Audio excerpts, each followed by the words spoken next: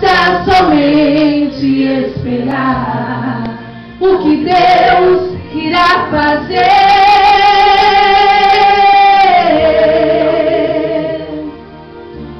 Quando Ele estende suas mãos, é a hora de vencer. Então louve, simplesmente louve. Tá chorando, louve. Precisando, louve. Tá sofrendo, louve. Não importa, louve.